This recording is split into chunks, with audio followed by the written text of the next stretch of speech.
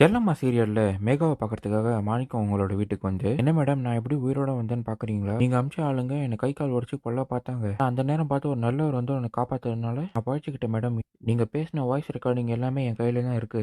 இன்னொரு தடவை நீங்க என்ன ஏதாவது செய்ய பார்த்தீங்கன்னா, செல்லம்மாவை கடத்த சொன்னது நீங்க தான்னு இந்த ஆடியோ குடும்ப ஆளுங்க எல்லார்கிட்டயும் காமிச்சிருவேன். அப்புறம் நீங்க தான் மேடம் மாட்டிப்பீங்க ஜாக்கிரதை. இந்த ஆடியோ நான் உங்ககிட்ட காட்டக்கூடாதுன்னா, நான் முன்னாடி கேட்ட மாதிரி ₹20,00,000 பணத்தை கொடுத்துருங்க. நான் பாட்டு வாங்கிட்டு போயிட்டே இருப்பேன்னு மிரட்டுறாரு. மேகாவோ ஏதோ பேசி சமாளிச்சு, இங்க வந்து அவங்க மாமா மனோகர் கிட்ட மாணிக்கம் என்ன பணம் கேட்டு மிரட்டுறாங்கிற விஷயத்த சொல்றாங்க. மனோகரும் மாணிக்கத்து கையில இருந்த செல்போனை புடுங்கிறதுக்காக அவர் கூட தகராறு பண்ணி அடிக்கிறாரு. மேகா அவன் கையில இருந்து செல்போனை புடுங்குமா புடுங்கன்னு சொல்ற நேரத்துல அங்க வந்து சித்தார்த் செல்போனை புடுங்கி மேகாவையும் கூட்டிட்டு போய் குடும்ப ஆள் முன்னாடி நிறுத்துறாரு.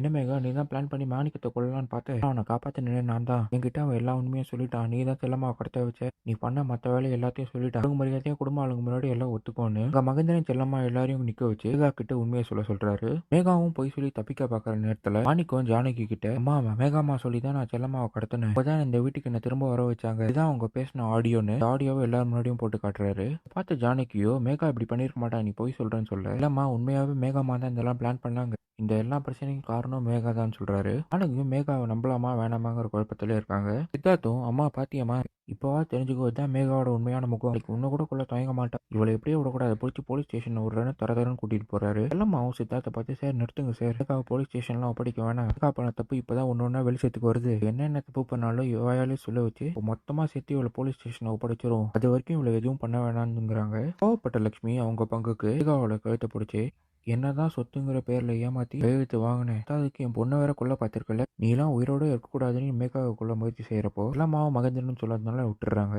உண்மையெல்லாம் சொன்னதுக்கு அப்புறம் மாணிக்கம் மகேந்திரன் கிட்டயும் லட்சுமி கிட்டயும் மன்னிப்பு கேட்டுட்டு, சார் உங்க குடும்பத்துக்கு நான் பெரிய தப்பு பண்ணிட்டேன், என்ன மன்னிச்சிருங்க. எல்லாமாக்கு அவங்களுக்கு எந்த வாழ்க்கை பிடிக்குதோ அதே வாழ்க்கையை நீங்க அமைச்சு கொடுங்க. இனிமேல் நான் உங்களை தொந்தரவு பண்ண மாட்டேன். எல்லாரும் என்ன மன்னிச்சிருங்கன்னு செல்லம்மா கிட்டயும் சித்தார்த் கிட்டயும் மன்னிப்பு கேட்டுட்டு எல்லார்கிட்டயும் அம்மா சொல்ற பேச்சு கேளு மலர், உன்னை பத்திரமா பார்த்துப்பாங்க. நான் இனிமேல் உங்களை தொந்தரவு பண்ண மாட்டேன்னு கிளம்பிடுறாரு. மொட்டமாடியில யோசனையில இந்த ஜானகியை பார்க்கறதுக்காக வந்து சித்தார்த் உங்ககிட்ட, அம்மா இப்பயாவது புரிஞ்சுக்கோ, மேகா நம்ம குடும்பத்துக்கு உதவி செய்யல, ஏதோ நம்ம கிட்ட இருந்து எதிர்பார்க்கறா, அதனால தான் உதவி செய்யற மாதிரி நடிக்கிறா. இதுதான் அவன் உண்மையான முகம் தெரிஞ்சிச்சு இல்ல, இனிமேல் அவகிட்ட வச்சுக்காத, கொஞ்சம் தள்ளியே இருன்னு சொல்றாரு.